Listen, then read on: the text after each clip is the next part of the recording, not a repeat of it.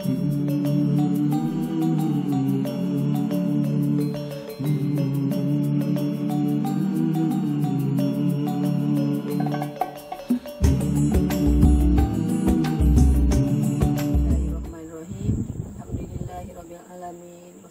wassalamu ala asyrafil anbiya'i wal mursalin wa ala alihi wa sahbihi ajma'in.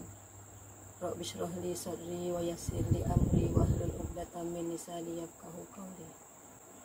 Alhamdulillah, kabar semua murid-murid tahun 6 Abu Bakar dan 6 Umar. Saya doakan semua murid-murid dalam keadaan ceria bahagia di samping keluarga. Jadi sempena cuti PKP yang panjang ini, saya nak ajak murid-murid untuk mengulang kaji pelajaran tahun 6 Jadi seperti yang saya maklum kita nak ulang kaji pelajaran tajuk yang pertama, ini yang berkaitan dengan tajuk haji dan umrah. Sekiranya murid-murid tak ada buku sebagai rujukan, tak apalah. Jadi saya minta murid-murid semua perhati nota yang saya dah sediakan dekat sini. Ini tajuk haji dan umrah. Okey, saya bacakan, jadi murid-murid boleh perhati dan semak dan fahamkan sebab ini sebagai ulang kaji kita dalam waktu-waktu cuti. Baiklah tengok arti haji, saya baca. Arti haji ialah mengunjungi Baitullah Al-Haram di Mekah, di Kaabah, yakni Mekah pada bulan haji dengan mengerjakan ibadat haji tertentu menurut syarat-syarat tertentu Mungkin sebagian murid ada yang ingat ataupun yang lupa sebab kita dah lama sangat cuti Okey, masuk kat sini. Haji ni dikerjakan pada bulan haji. Tahu tak, ingat lagi tak murid-murid apa maksud bulan haji?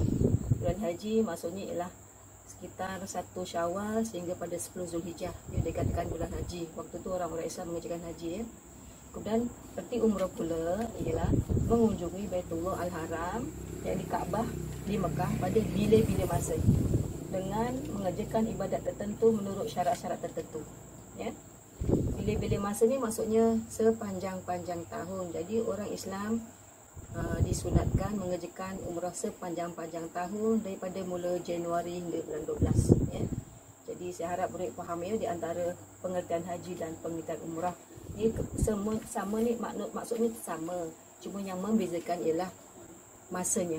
Haji bulan haji, umrah pada bila-bila masa. Jadi saya harap murid-murid faham Okey, kita tengok tajuk seterusnya, iaitu syarat wajib haji dan umrah. Apa yang dikatakan syarat wajib haji dan umrah? Maksudnya, pertama kali kat sini ada 5 syarat wajib haji dan umrah. Iaitu pertama, pastilah orang Islam. Orang bukan Islam tak wajib dan kalau pergi sekali pun tak sah. Yang kedua, mesti balik. Balik ni dah cukup umur. Kalau kanak-kanak tak diwajibkan. Yang ketiganya berakal, maksudnya orang yang sehat, bukan orang yang gila. Orang gila tak sah hajinya Kemudian yang keempatnya merdahika. Merdahika tu macam kita ni lah kecuali kalau hamba sahaya tu memang hamba lah, tak diwajibkan. Yang kelima maksudnya kat sini ialah berkemampuan Jadi masuk kemampuan kat sini, iaitu kalau ikut cerayannya kat sini, kemampuan maksudnya mampu perbelanjaan, cukup pergi dan balik untuk menanggung diri dan keluarganya. Yang kedua, sehat tubuh badan. Bila kita pergi haji, kalau badan kita sehat, jadi semuanya tak seronok. Bila kita sehat, apa perkara kita boleh buat sendiri, jadi kita seronok. Kemudian ada kenderaan yang sesuai. Kalau zaman sekarang lah, kemudahan dah ada, pergi dan balik naik kapal terbang. Kemudian yang akhir sekali, yang ada satu di keempat ni, yang keempat ni amal perjalanan pergi dan balik. Bermakna orang pergi haji dan umrah ni sepanjang-panjang pergi dan balik perjalanannya aman. Jadi saya akan semula pada murid-murid syarat wajib haji dan umrah ni ada 5. Pertama, saya ulangi, Islam, balik, berakal, merdahika dan berkemampuan. Kemudian kita tengok mula tajuk seterusnya, iaitu rukun haji. Rukun haji ni maksudnya rukun. Murid-murid tahu tak apa maksud rukun? Mungkin selalu pernah lupa dulu saya pernah terangkan. Rukun ni maksudnya bila tertinggal salah satu ni, hajinya tak sah. Jadi kita kena ulangi semula haji. Kalau ada rezeki tahun depan kena datang, kena buat balik. Jadi saya bacakan satu persatu. Murid-murid perhati. Rukun haji yang pertama mesti niat. Apa-apa perkara pun mesti ada niat. Tak ada niat tak sah. Kedua, wukuf. Wukuf ni bermakna berhenti di padang Arafah. Ketiga, tawaf. Tawaf ni mengelilingi Baitullah sebanyak 7 kali. Keempat, sa'i di antara Safa dan Marwah, berjalan ulang alik daripada Safa ke Marwah. Kelima, bercukur ataupun bergunting. Bila dah selesai pekerjaan tawaf, pekerjaan sa'i, barulah kelima ni, yakni bergunting. Ya. Yang keenam, tertib. Tertib ni maksudnya mulakan yang mana sepatutnya dulu didulukan, yang kemudian mengemudiankan. Ya. Itu dikata antara ciri apa? Perkara-perkara yang ada pada dalam rukun haji. Kemudian sepasal rukun haji, kita akan belajar pula tentang wajib haji. Ya. Kalau boleh perhati dekat sini, wajib haji. Okey, wajib ni apa yang dikatakan wajib? Wajib haji ni maksudnya bila tertinggal salah satu, hajinya masih sah. Ya. Cuma dia dikenakan dam. Dam tu apa? Denda ke?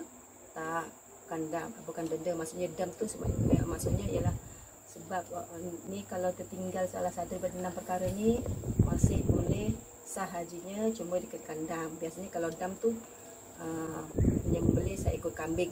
Kalau dekat sana lah, kita hanya digalakkan, disunatkan supaya membayar dekat tabung haji berapa jumlah sepatutnya. Nanti yang buat pekerjaan itu semua dekat sana. Pertama saya bacakan wajib haji, yang ini berihram di miqat. Berihram ni bermaksud memakai pakaian yang berwarna putih bagi lelaki, 2 helai, satu untuk pakaian atas, satu untuk pakaian bawah. Ihram tanpa berjahit. Ya. Okey, kemudian yang kedua, meninggalkan perkara-perkara yang dilarang ketika ihram. Sebagai contohnya bila dah memakai pakaian ihram, dilarang memotong kuku, dilarang memakai wangi-wangian, ataupun dilarang mencabut apa-apa yang ada di tanah haram. Yang diharamkan ya, sebabnya dia banyak, ada 7 ke 8 ya. Kemudian yang ketiga ialah bermalam di Musdalifah. Ya, sekurang-kurangnya 2-3 jam bermalam kat sini sebelum berangkat ke Mina. Ya. Kalau ikut turutannya, bermalam di Mina, bermusdalifah, kemudian bermalam di Mina. Ya, dan sampai di Mina kita diwajibkan melontar Jumratul Aqabah. Ya, melontar Jumratul Aqabah. Okay. Kemudian baru selepas dah bermalam dekat Mina, besoknya lagi sebelum kita balik ke Mekah, kita disunatkan, diwajibkan melontar ketiga-tiga jamrah. Ya. Maksudnya jumrah apa tu?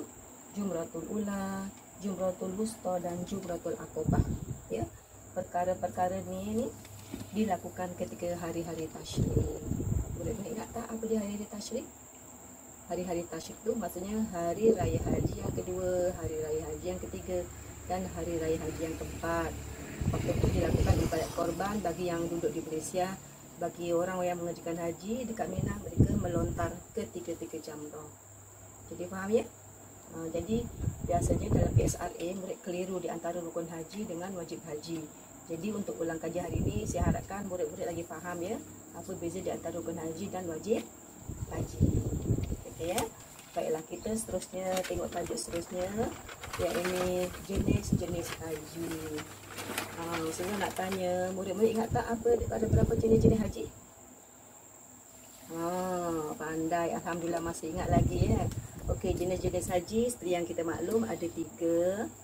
Ya, pertama haji ifrad, kedua haji tamattu, ketiga haji qiran. Ya. Ustazah buat macam ini antara haji dan umrah supaya murid dapat membezakan ketiga-tiganya ni ya. Dapat ingat dengan senang. Jadi buat macam ini.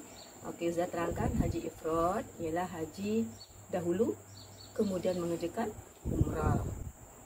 Okey, arti haji tamattu ialah mengerjakan umrah dahulu dan selesai pekerjaan umrah baru mengerjakan haji. Ya. Manakala haji qiran, haji dan umrah dilaksanakan serentak dalam masa yang sama, dalam tahun yang sama. Ya. Di antara ketiga-tiga ni, antara haji tamattu dan haji qiran dikenakan dam. Murid-murid tahu apa sebab dikenakan dam? Sebabnya umrah ni dikerjakan dalam musim haji. Ya. Antara haji tamattu dan haji qiran ni ada umrah. Ya. Okey, baiklah ya, saya harap murid faham ya jenis-jenis haji dan bezakan di antara ketiga-tiganya ya. Okey, sebenarnya tajuk akhir kita mengenai hikmat haji dan umrah ya. Hikmat haji dan umrah ini maksudnya kebaikan kita mengerjakan haji dan umrah. Jadi daripada kalau murid-murid perhati dalam buku kita ada 7 kebaikan mengerjakan haji dan umrah. Jadi Ustazah ambil 3 saja. Biasanya dalam prinsip PSRA dia paling banyak dia tanya 3 ataupun 2 ya. Kalau dia tanya 3, 1, 2, 3, maka markahnya ni ada 6 markah ya. Jadi murid-murid boleh hafalkan 3 saja ya. Okey, yang pertama merupakan khemah haji dan umrah ni pertama merupakan jihad yang paling utama. Ini dalam banyak-banyak ibadat haji ni ya, ini rukun Islam yang kelima ni merupakan jihad yang paling utama ya. Yang kedua, menjadi tetamu agung Allah ya. Sebab kita nak pergi haji ni bukan calang-calang ya. Kita nak kena ada persiapan fizikal, mental, ilmu sekali ya. Sebab itu nak jadi tetamu Allah ni macam kita nak menjadi tetamu VVIP. Banyak persiapan, semuanya kena perfect ya. Okay. Kemudian yang ketiga ialah bertemu orang Islam seluruh dunia. Inilah masanya kita nak bertemu sahabat-sahabat kita, saudara-saudara Islam kita seluruh dunia. Kalau tak macam ini kita tak jumpa ya. Jadi saya ulangi semula, hikmat haji dan umrah yang ada 3. Pertama merupakan jihad paling utama. Kedua menjadi tetamu agung Allah. Ketiga bertemu orang Islam seluruh dunia ya. Jadi saya minta kepada murid-murid ya, sebagai ulang kaji ni, untuk pelajaran fiqh ni ada kesempatan, ada masa, tolong dihafal. Lepas tu murid-murid buat latihan apa yang dihafal tu cuba murid-murid tulis dekat buku. Mudah-mudahan ya, saya harapkan untuk pelajaran hari ni ya, murid-murid faham ya. Jadi Ustazah harap gunakanlah cuti PKP yang panjang ini untuk mengulang kaji pelajaran. Daripada mengulang kaji pelajaran, jangan tinggal solat ya, sudah pesan. Dan baca Al-Quran sekurang-kurangnya 1 hari 1 muka surat ya. Jadi Ustazah akhiri hari ini dengan ucapan wabillahi taufik wal hidayah. Wassalamualaikum warahmatullahi wabarakatuh. Jumpa lagi. Assalamualaikum.